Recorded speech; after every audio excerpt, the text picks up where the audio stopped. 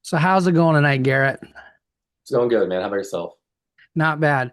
So sitting down with Garrett Krause, Eddyville, Blakesburg, Fremont. Man, you had a great season last year. Really good Yeah, season. pretty But special. before that, Eddyville's always had kind of a tradition of girls wrestling. Megan Black, not Megan and Maddie Yep. Black, and then of course Rihanna was there. You know, what do you think about that area is that has, got the girls started so early there? I think it's just having some of those people you just talked about stay in the environment, stay in the culture.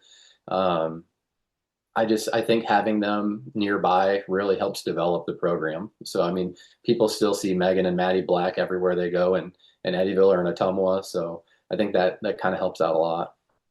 Now you had a really good run last year. Sixth place kind of came. You probably don't think you came out of nowhere, because I mean, you've Uh, been building it, but you know, probably for a lot of people, it might have been a little bit of a surprise that you ended up in sixth place and with some really, really high placers. you know. So who did you have qualifying and placing last year? So we had eight qualifying, and we had I'm going to go through this. It's going to be a little bit of a refresher. So we had our 110 pounder, Abby Derflinger, our 115, Kate Krause, our 120, Georgia Smith, our 125, Olivia Roop. We had our 130, Miley Kirkpatrick.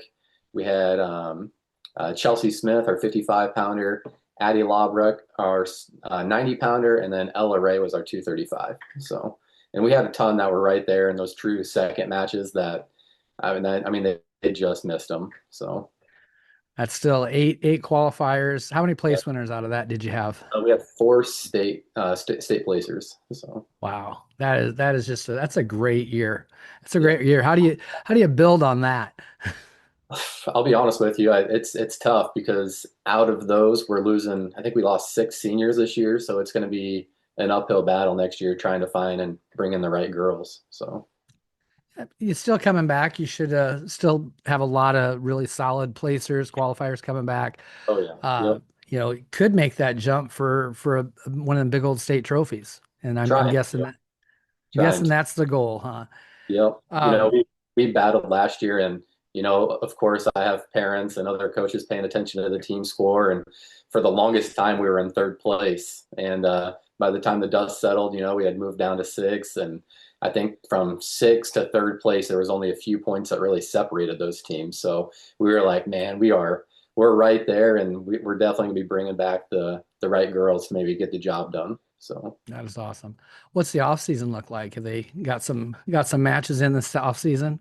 Yeah, so that's another thing that we're really lucky about having is we have a good core group of girls that really put the work in the off season and they're wrestling all year round. This is just some of them are actually just brand new to this and they loved wrestling so much they just decided they're going to keep taking off with it 365 days a year, and we had four girls that qualified for Fargo from one school, so we are like, man, that's pretty special in itself and Yeah, it uh, is. so it's pretty exciting to see all that. That is awesome. What's the youth and middle school numbers looking like? So, youth-wise, we have a program called the Mini Rockets, and there's a handful of girls in there, young girls, which is pretty awesome. And middle school numbers, I would say this is probably going to be our lightest year. I think we have about five to eight middle school girls that are going to be coming up, and in that youth program, you kind of pay attention to some of the parents' posts on Facebook and watching some of these young girls scrap in the room. And we've got these one girl's named Monroe and Remington, and they are going to be monsters when they come up to the high school division. So, I mean, they're already winning AAU state titles at 8 and 9 years old. So, pretty excited about them. That is really awesome. It's fun to hear how much is coming up and watching those young girls like at AAU State and things. Man, they wrestle way better than I ever did, I think. For sure, for sure. It's crazy to watch. Yep. Um, part of tradition and stuff, Eddyville, uh, great coaching base. Who else do you have coaching with you? So we got a really good group of assets that help out in the wrestling room, and I would almost say we're almost a whole together. Even though we're separate from boys and girls wrestling, we do everything together. we all care about each other's program the same as we do our own. So, we got guys like Dimitri Boyer, who's the boys head coach. He's really hands-on with the girls and helping out and going to the state tournament with us, going to regionals with us. Um, he's a huge technique guy in the room, and it's nice to have somebody like that. He was a NCAA finalist at the D2 division, and he's just a freaking wealth of knowledge. We also have Richard Leddington, who is you couldn't ask for a better person to help the program out, and he has done it for so many years. It's remarkable. So, we've got those guys, and we're actually looking at a new assistant coach for the girls' side. So we're looking at bringing some more people in, and we've had a couple applications, and we've even had applications of some girls that graduated last year that were wrestlers. So, we just don't know where we're going with that, but hopefully we get bring somebody good in and add them to our team. Yeah, and with the boys and girls being close, you can talk about helping each other's programs out. Saw the boys ranked pretty highly also. Yes. Where are they sitting? I can't remember right off the top of my head. So they're number one That's for what I class. thought. Yep. Yep. So we And have it's 7 ranked wrestlers for the boys, and it's going to be a pretty special team. So, yeah, there's and already talks about trying to bring back team trophies for boys and girls in the same year. So, that would be just amazing. That would be awesome. That I don't think that's been done since Waverly, maybe did that yeah, early on before sanctioning. yep. So, do you have a who's number one match coming up also, or Night is of that on conflict. Night of Conflict? Okay, Like, my gotcha. son Gage is wrestling in that. So, That should be pretty cool. It hasn't he- been back to Iowa City for a lot of years. Now, look forward to watching him wrestle. He's a fun guy to watch. yeah, he's Uh, definitely keeps it interesting. I bet so. Um, as far as the environment you guys are creating at Eddyville, and what would you say are maybe some of the core things that you really preach to the girls? Yep.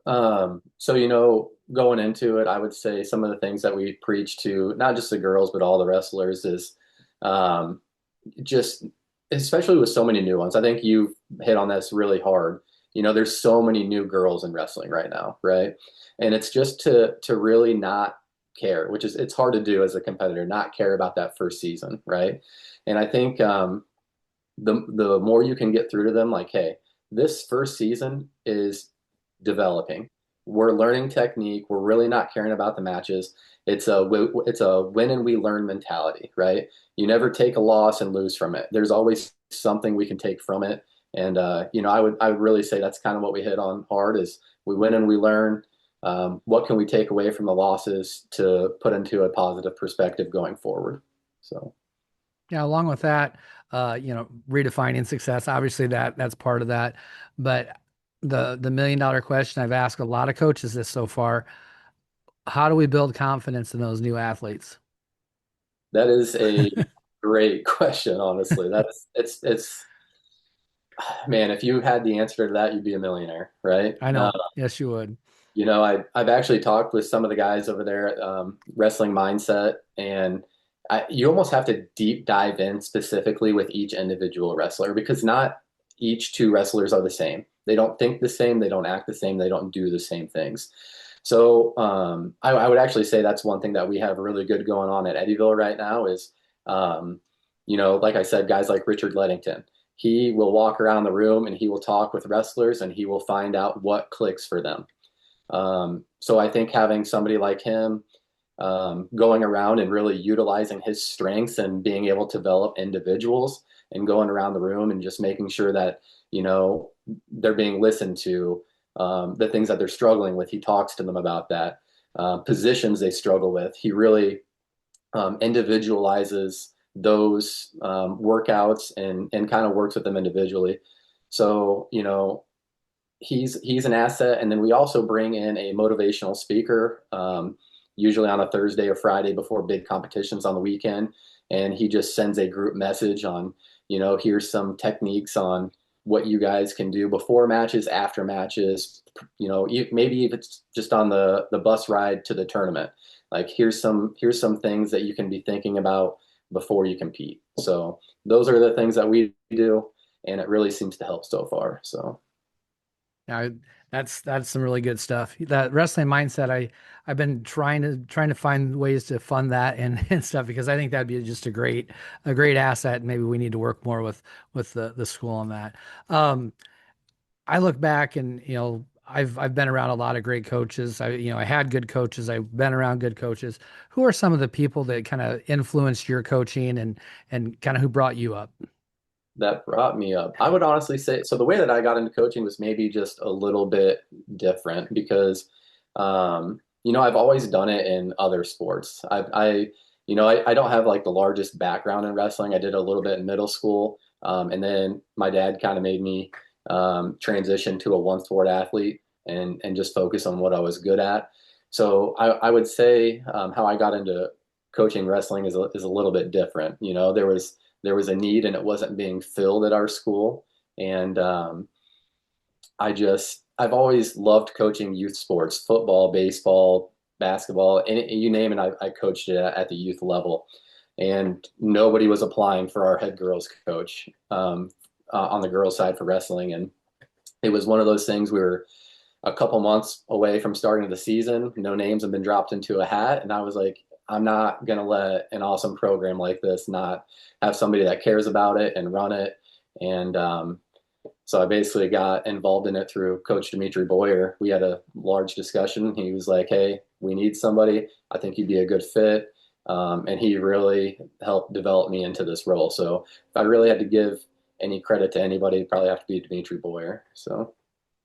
Well, there's a long list of coaches in the state of Iowa that never really had a wrestling career. Coach Dara from Dowling, one of the most decorated. Just I can think of so many different ones right off the top of my head. I'm blanking this a little bit, but at Takeo Westmar had a coach that never wrestled, and they were one of the most successful NAIA programs in the state. So You that part doesn't matter. Being a good coach matters. yeah. Who were some of the good coaches you had?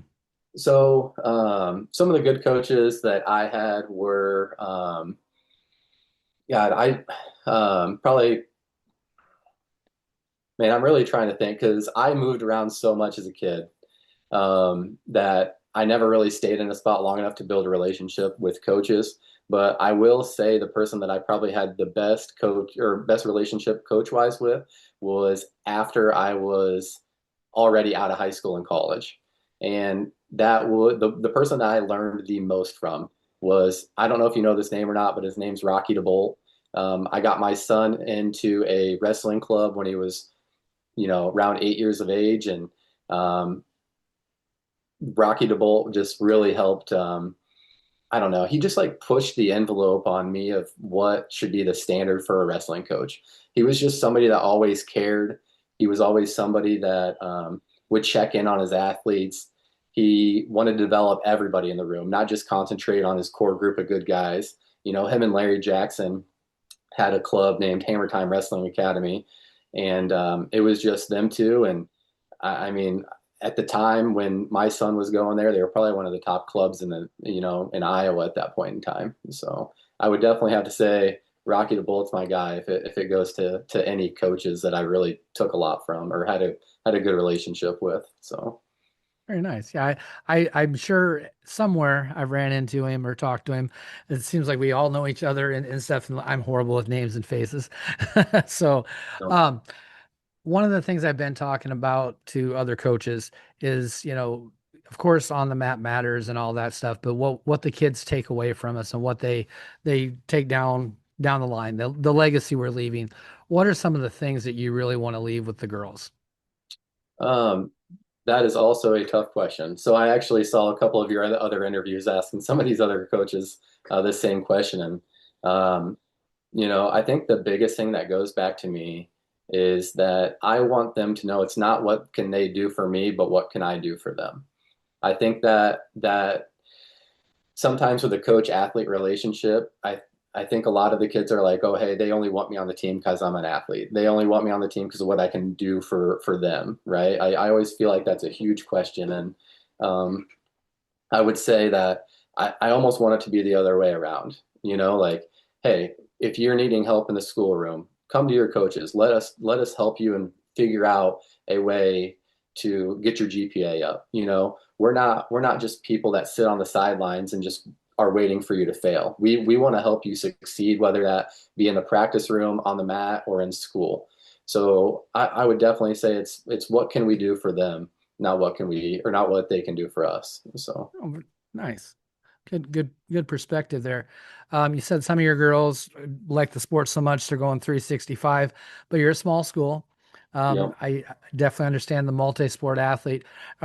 What's your thoughts? What do you get? Do you have a lot of multi-sport athletes on the team and working with that? It's just a little different sometimes. Yeah, we do. They're not a whole lot, to be honest with you. I would say our core group of girls are all just bought into wrestling. One of my daughters, Kendra, she does softball, and she also does wrestling. So she's doing the dual sport stuff. Another one's Madison Connell. She does a lot of different sports, but I would say for the most part, it's just the core group of girls that we have. They just love wrestling. So. That's a good problem to have. Yeah, for I mean, I'm all about multi-sport, but there's so many times that I was like, why can't we just get together and practice? Well, this one's playing softball and this one's got fall league and spring league and all kinds of stuff. Yeah, I've struggled with that the whole time at Ridgeview, but I guess it's important because not very many of them are still competing anymore, so they had a lot of fun doing more than one sport. Kind of a fun question for you. The practice playlist, do you get your hands on it at all?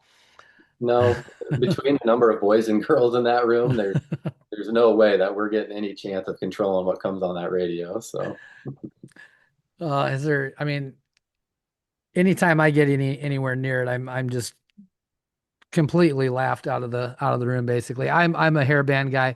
What would you put on if you could listen to anything you I'm a wanted? huge classic rock guy. So it would literally be the Rolling Stones, Cars, Leonard Skinner. Like that'd be the stuff that I'm playing.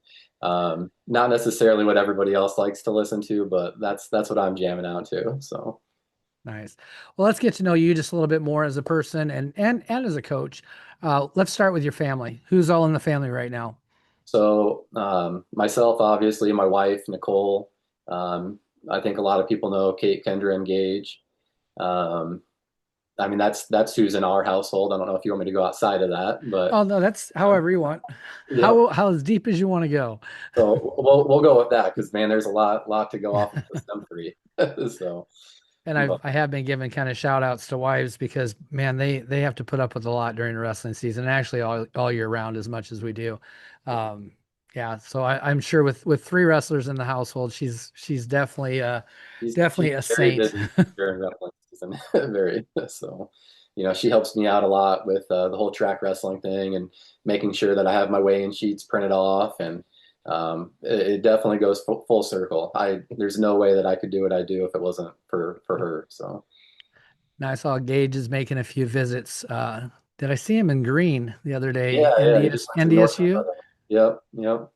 That was How an was awesome that trip? visit. It was a great visit actually. They've got an incredible program, and he wants to go to school for business, and so we got to see and go into a couple of those classrooms and just see what that looks like. And I mean, he's just on cloud nine at this point, right? Being a junior, going to D1 Yeah. schools and getting to check him out. So Is that kind of one of his first visits then he's taken or that's one of his first ones.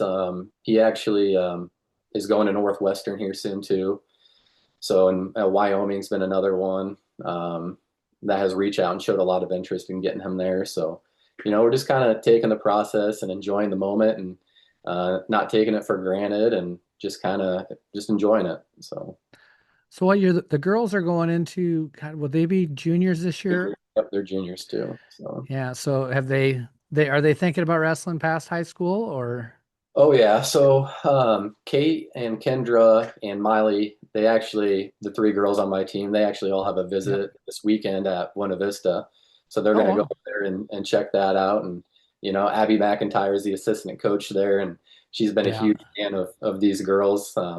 We actually went to the ISI camp, Iron Sharpens Iron, and she was Hmm. one of our camp counselors, and she just fell in love with these girls. So she's trying to do everything she can to try to get them a part of her team there. So Yeah, Abby's such a I've known Abby since she's been about knee high. So yeah, I'm hoping I know this is going to be a great experience for her, and I'm sure at some point in time she's going to take the reins of her own team. But glad to I see her would at BV.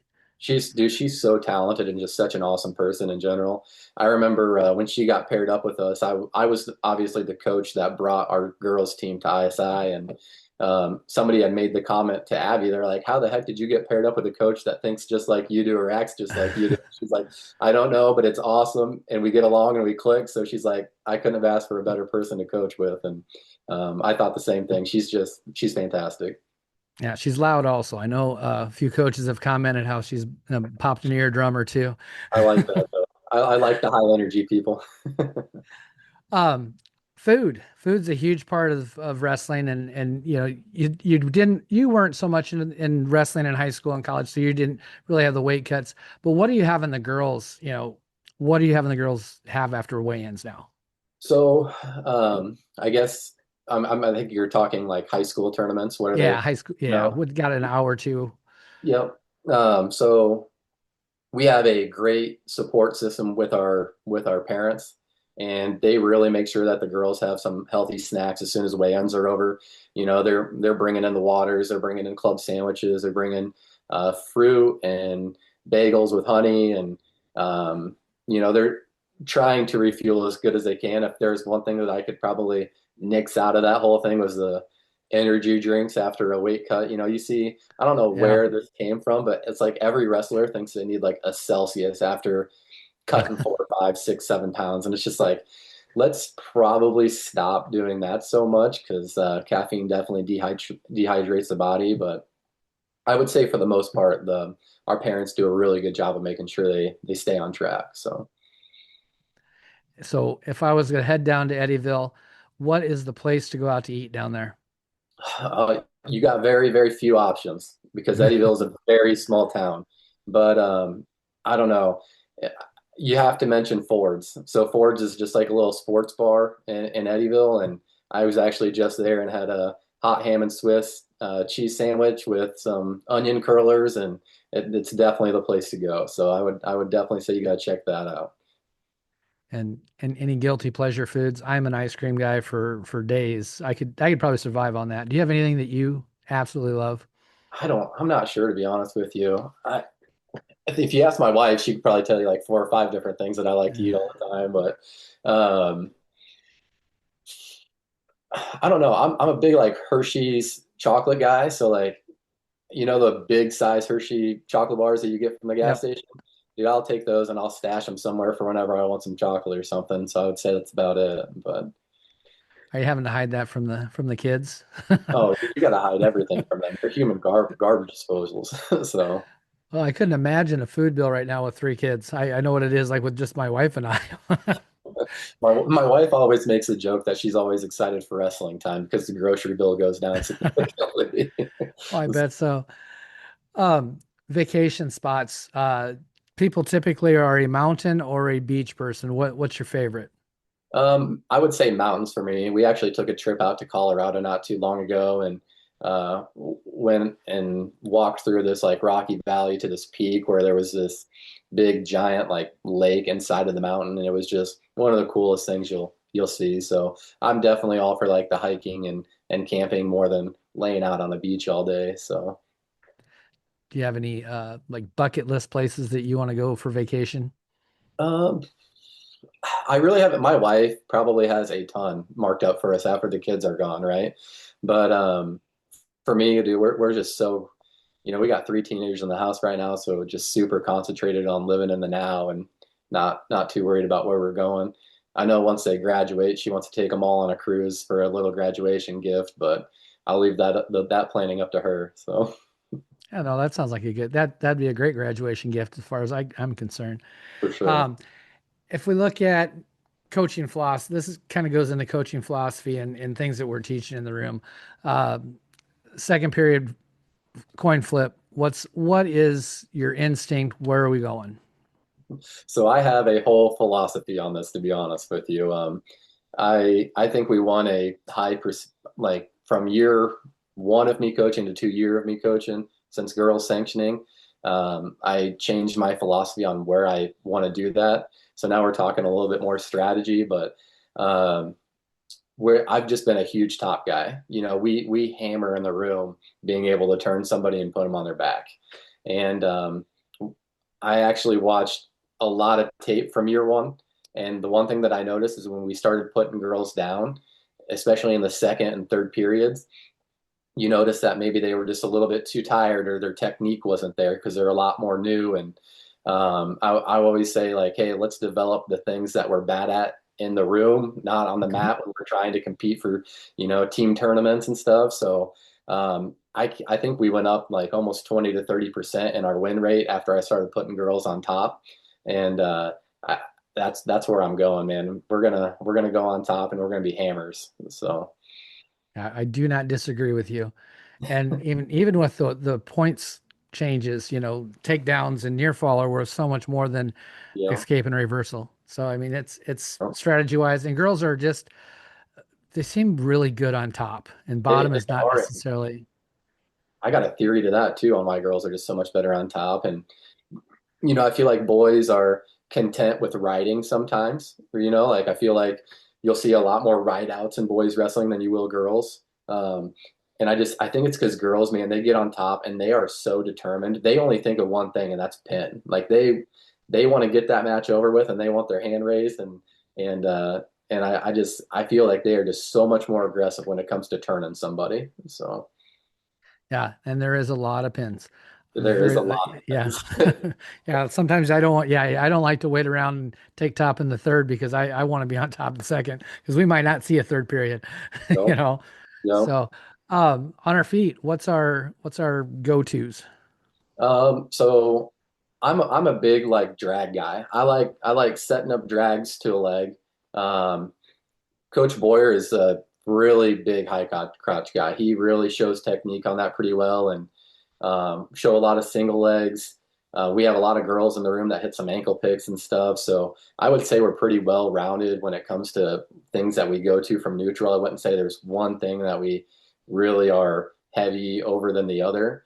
Um, but I would say if you were to watch our film and say what shot do we hit the most, it's probably high crotch or a nice little drag to a single leg, just things like that. So If you're, so we already talked about pinning, but what's our go-to pinning combinations?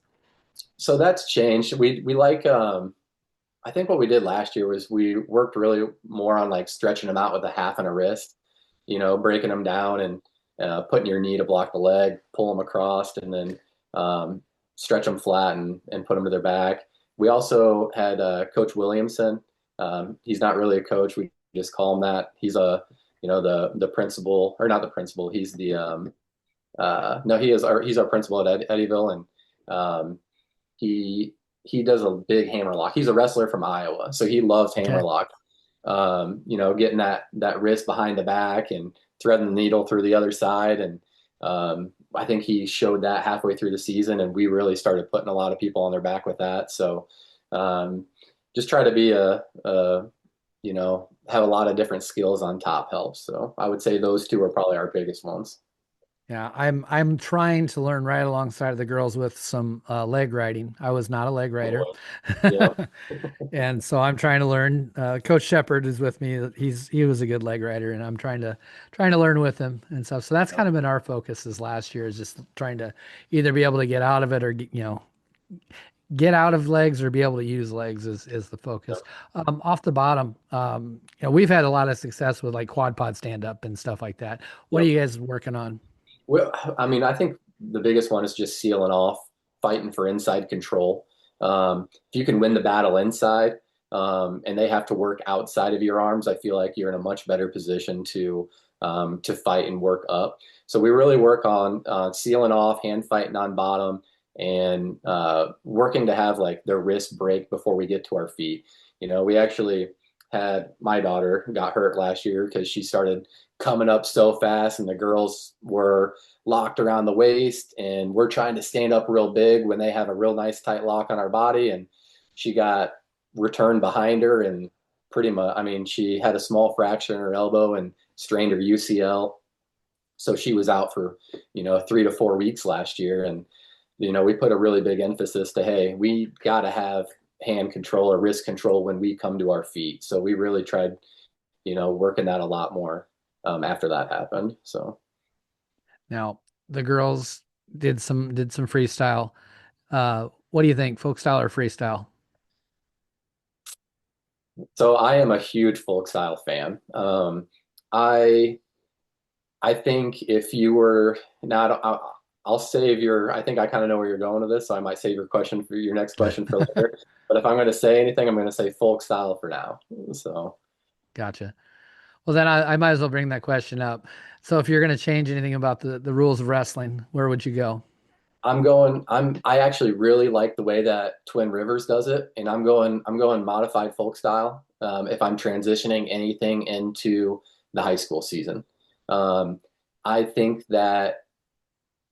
So my view on this is if you change it to freestyle, my concern is you're going to lose a lot of coaches because I don't feel like a lot of coaches have the background um, of freestyle, right? Like there's a Yep. huge technique level there. Like you're literally changing from being able to lock hands to not locking hands and leg laces and gut wrenches. There's a whole new technique there, and I feel like it would be a huge learning curve for coaches. I feel like it's hard enough already to find coaches and assistant coaches for programs. And I feel like if you added that into there, I think, we're going to take maybe even a harder lump of trying to find coaches. So I think modified folk style is a way to do it. You get your push outs, you get your neutral restarts.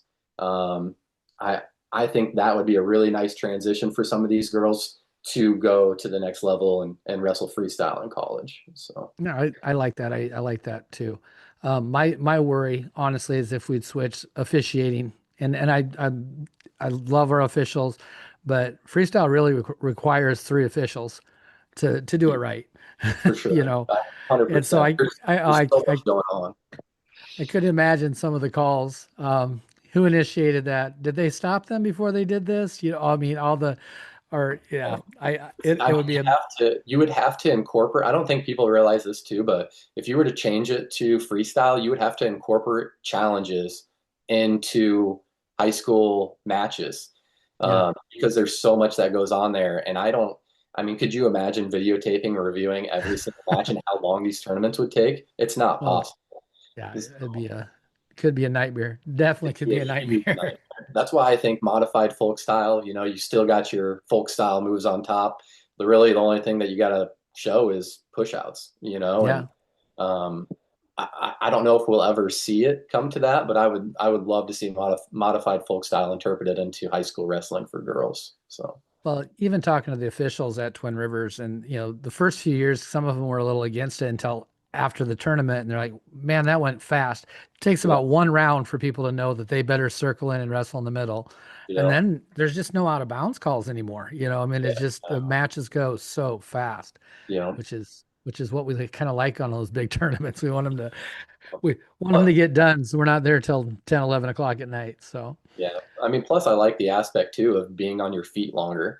Some of these girls get to college and they're like, "Holy crud, I'm on my feet a lot during my matches now." yeah. So I would love to see it turn into that for high school. So this is always a weird question to ask coaches because we don't really aspire to be anybody or looked up to anybody anymore, athlete wise. But who would you direct some of your girls to watch? On YouTube. What are some of the big names that you would direct people to? Yeah, so the one name, a couple of the names that I go back to, and I actually try to go to people that they know or that they follow because that way they're interested when they're watching them. If I tell them a bunch of names of wrestlers they don't know, they're probably not going to be that interested, right? Yep. But definitely guys like Bo Bassett, um, you know, bringing the pace like that, being having that machine gun mindset of just attack, attack, attack, and um, I would say he's probably one of the biggest guys that our girls watch. Him and Jax Forrest, of course, too. He's pretty impressive as well. So it's guys like that I tell them to go and watch. And I actually think it helps sometimes because I would say if you've ever watched our team compete, especially at like a local or not a local tournament, but like a weekend tournament for the girls, man, they get after it and they get after it hard. I I'd be willing to say that we do not get too many stalling calls from neutral because they're after it quick. So Yeah, no, great. That's a good answer. I like that, making sure that they actually follow somebody because I'll throw out names and yeah, I get that blank stare. Yeah, I yep, don't even know who that is and I don't care. So yep, I get it. yep. Um, wrestling has taught me too. Oh, wrestling has taught me, I would say, to be patient. As if we're talking about this as from a coach, it's definitely patience because you're working with a bunch of teenage girls and there's a lot of drama, there's a lot of talk, there's a lot of um, girls wear their emotions on their sleeves. So I've definitely learned some patience throughout this whole process. So which I probably needed. So I've kind of come to the end of my whole outline here, but I always leave time for some final thoughts. And I know you got a great season coming up. So what do you got for us?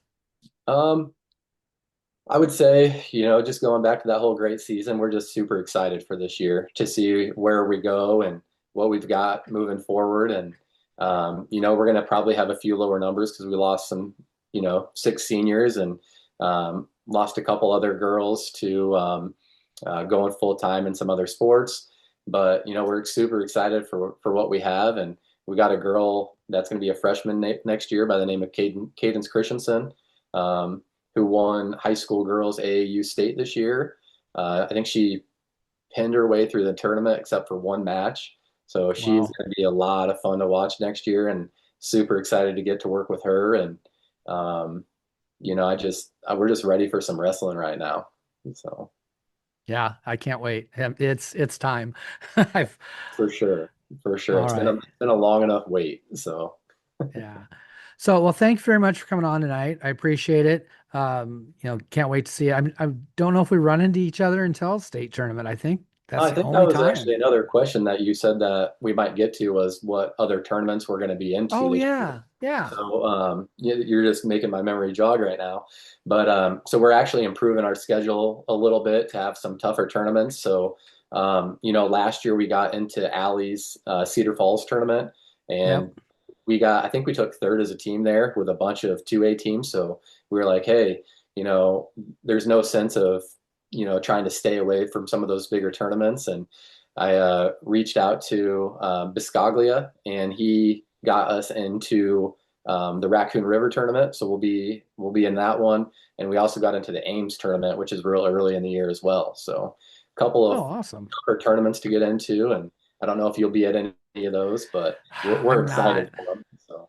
Yeah, about the only time I hit Central Iowa with Boone and Ogden, and well, I've always gone to Ogden. Ogden was the very first girls site, and I've always gone back to that one. So, but yeah, Yep. I'm trying to get our schedule. Man, we drive so much. I'm trying to get ours a little tighter, is what I'd like to do, so we're How not far are you driving from so. Eddyville, man? We'd love to have you guys at our home tournament. Man, we're 2 hours from Des Moines, and then how far? I mean, Yeah, it's probably about a 3.5 hour drive for you, I'd say. yeah. I've gone to Vinton before, and that's a hell of a drive. We might go up to Osage this year. I don't know if I got into that one or not, but I'm Oh, looking forward to getting some some matches in. But I don't want to drive so much. I'm getting old, we're so we're pretty proud of our home tournament. We named it after Megan Black, and so you got the Megan Black Girls Invitational, and we had a plethora of, I mean, ranked girls in the state come. Grace Strajahan, she's come to our yep, tournament. Um, St. Angsgar, they've came and they've got some hammers too. sure Um, do.